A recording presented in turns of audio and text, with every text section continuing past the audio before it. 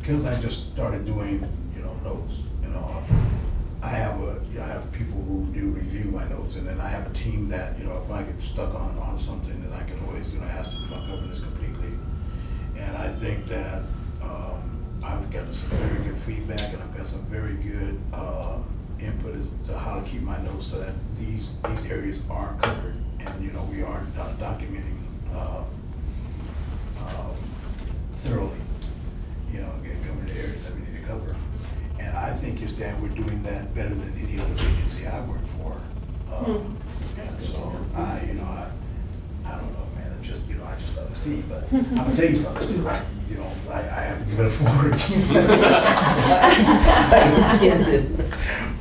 Well, I think we're speaking also to the larger client record, right? The client chart is what it's asking about too. So, if I envision going into the client chart, which it's a hybrid version at this point. We have the clinician's gateway, and then we also have the paper chart for a lot of, like, for instance, in terms of our clients, like, when they see the MCC clinic, there's a section there we go to that, is a photocopy of the doctor's records. Not that we can read them, but we, And they are also making a transition to electronic record keeping. So hopefully that will merge and dovetail with us. But there are certain, I'm thinking about our record, like you're saying, from an outside person coming in. It's like, okay, so if I were just to pick up our chart and flip through, so there's the PES section in the back and the crisis units, and then the medical portion and the financial portion and the plans. Does it reflect why the person needed the transportation assistance and someone to accompany them to that appointment, rather than just that you're a taxi driver or something, Yeah, well, we have to outline why we provided that support. Right. And we have to understand it has to be a mental or reason that addresses their mental deficiencies, and then we can move into the medical or the sociological, whatever. But we have to tie that in to why we were there, why we were there, why this person needed support. So that brings up this person's symptoms, if not their diagnosis, their symptoms, and what we hope to, what kind of supportive services we plan on providing them by making that visit.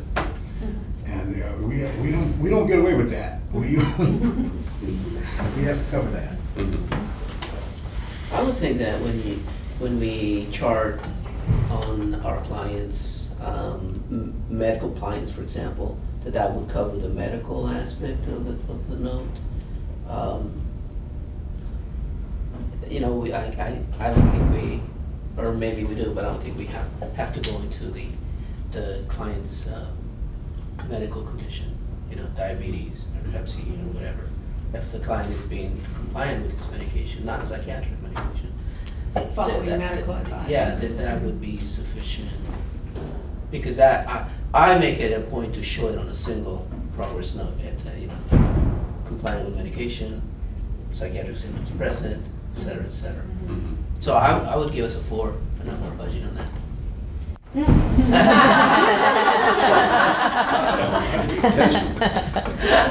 Well, no, not attention. Yeah, he's agreeing. He gave us a 4. Yeah. No, the Luann said 2.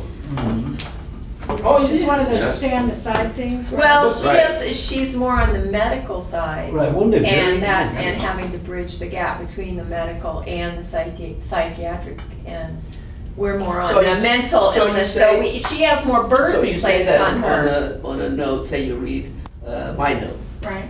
that it's not going to show that. No, I think your note it shows what it needs to show. I'm just saying that from my perspective, I have a hard time separating it out in the way that those little boxes. So this is a difficult question to actually get a number on because of the complexity of our team. Because we all have these different roles.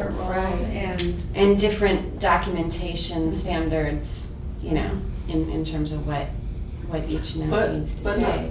We have different roles, but we have one same goal, and that's to put on a single progress note, medical, psychiatric, etc. Well, when I don't know what's going on with a person and I have to interact with them, I go on the gateway, I read the notes, bam, bam, bam, bam, bam. I read 10 notes, and then I feel completely caught up as to where, I don't need to talk to somebody. So that's proof to me that the notes are really, like, you read the notes, you'll know what's going on.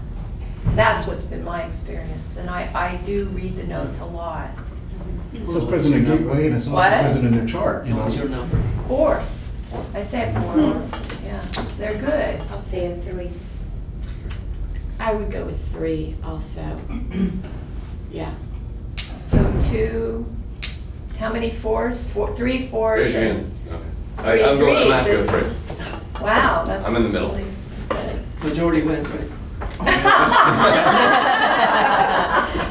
Even though we just had the election yesterday, it's a different set.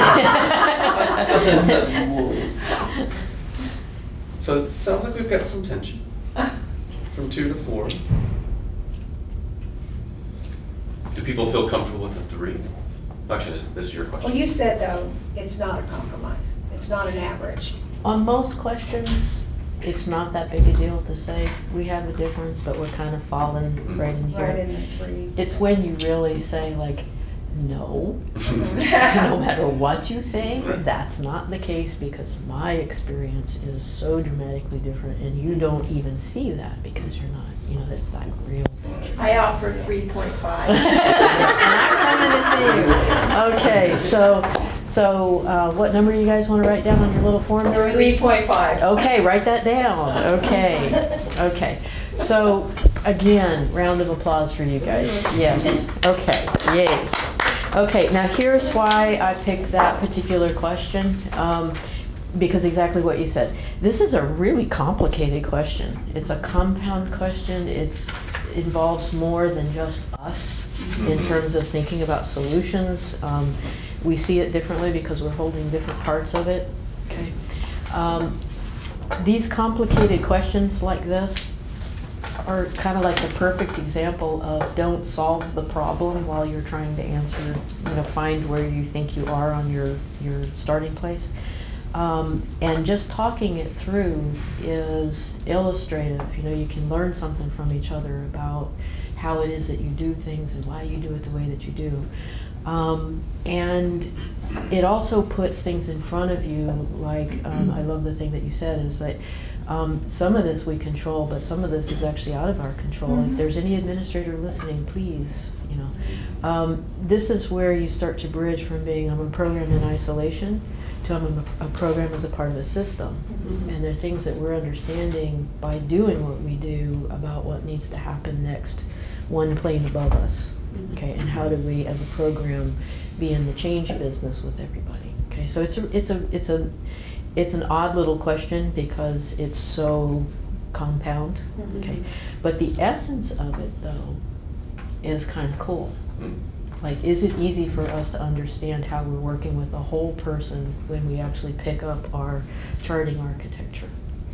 Okay, within a progress note, within a chart. Okay, and obviously the reasons for that are important. Right? Okay, so you guys did great. And picking a 3.5, So, when you pick a 3.5, okay, that's perfectly fine. What that illustrates, and this has never failed, what that means is some of us thought we were there, some of us thought we were there. We couldn't actually agree on being a 3, so we're going to be a 3.5. Okay, so anytime you see a 3.5, recognize that meant we had actually a difference of opinion that didn't matter so much to us, but it did. Okay, so that's cool. That's all right. That's all right. So it's not research. So don't worry about it. Okay, now I'm gonna jump you ahead to I'm gonna jump you ahead to page 4. Okay, and let's see. Why don't we, I'm going to give you guys one where I have a specific purpose. Let's just do number 1 on page 4. So there you go. I think you're up. The program has no wrong door access policies and procedures that emphasize welcoming and engaging all individuals and families with co-occurring issues from the moment of initial contact. May I ask how you would define no wrong door? Yeah. Does that mean we're not going to say, no, you don't belong here? Okay. So, teaching moment. Uh-huh. No wrong door. These questions are built rather intentionally to leave people going like, and what does that mean? Yeah. Because just the process of talking that through with each other, you start to understand a little bit more behind what you're actually doing and what you might want to be doing. And so you may, as a team, have a totally different definition of no wrong door than a team across town. Okay. So when you hit something that you're not really sure what it means, the strategy is just bring it back to the table and think it through out loud. And you don't actually have to have the right definition, or you just have to be thinking with each other about what it means in your current context. Okay. Well, once again, what I would say is that because we have limited capacity, and I think Chris is the one who probably has the most responsibility for this, because he has a gatekeeping role. I mean, for me, I figure once they're ours and there is no wrong door, but there can be a wrong door before then, or else we just don't have the room, and we have to determine whether or not this person fits within what we do. And sometimes I think, especially out in the community, there's a frustration because they see somebody who's in a desperate situation and they want us to take care of it, and yet that person doesn't fit or wouldn't avail themselves, or, you know, those kind of things. So I would say that once they get in the door, there's no wrong door. But I don't know how we deal with that, except to say that there are some people that, you know, do go wanting.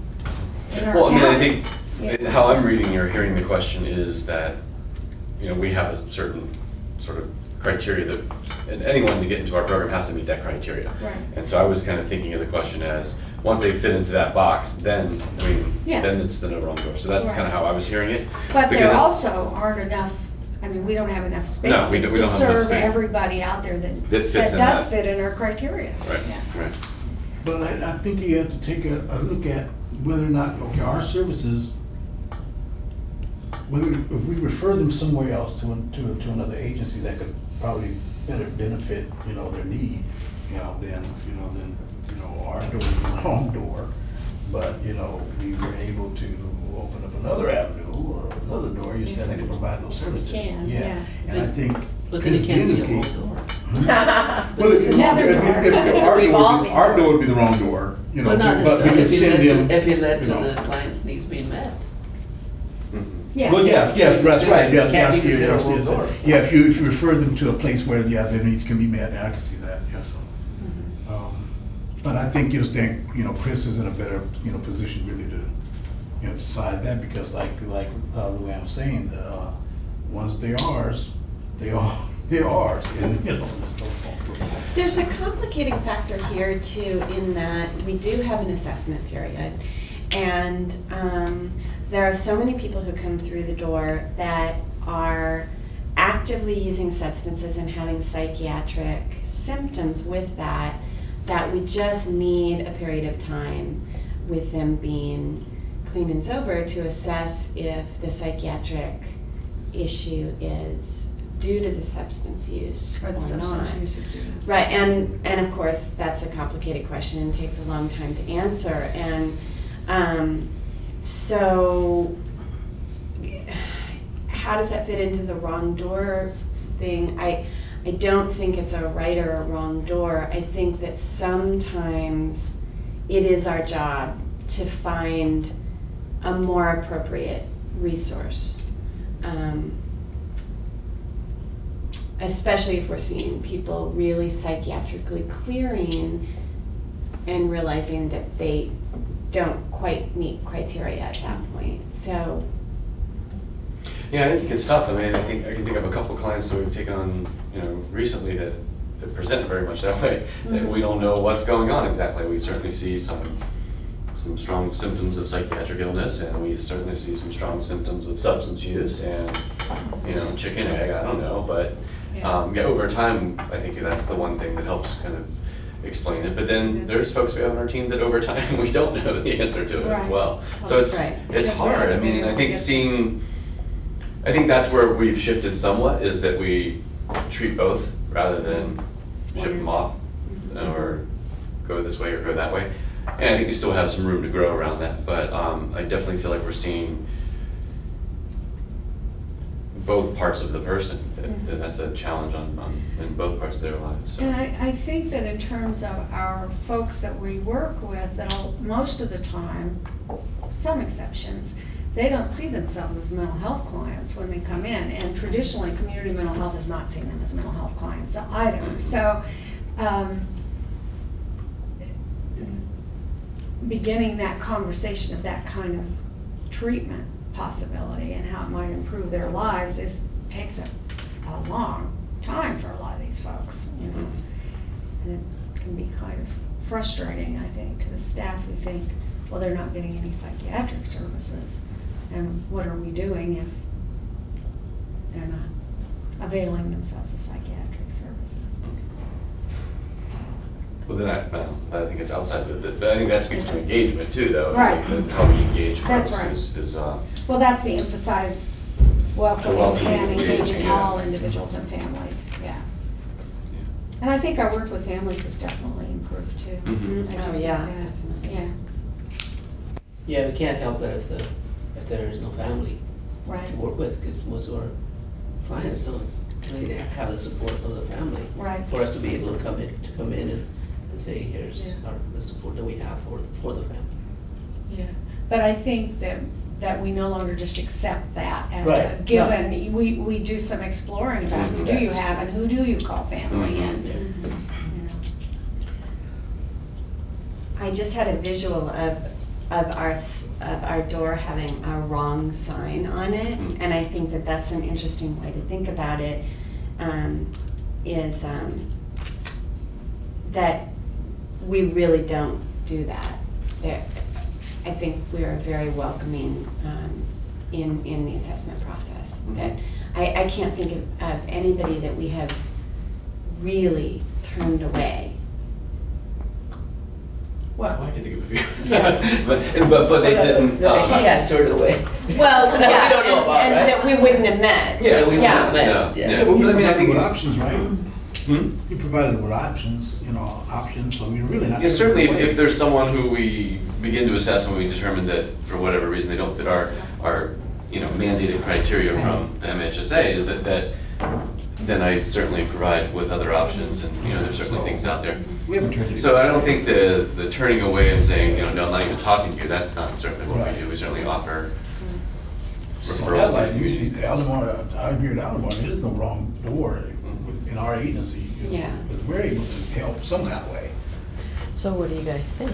well, I was gonna say that also, I think the welcoming is something that we do really well, and what I like is when somebody is out in that area that's outside all of our offices where the sofa is and the little table, and they come in, usually they're welcomed not only by the person that they're there to see, but by the whole team, and so I think that they have a sense of belonging. I would give us a mostly on this, Mhm. and once again with the caveat that not everybody is accepted, but once they are accepted, I think. Yeah. Okay. So what do you want for your number? I think for. Four.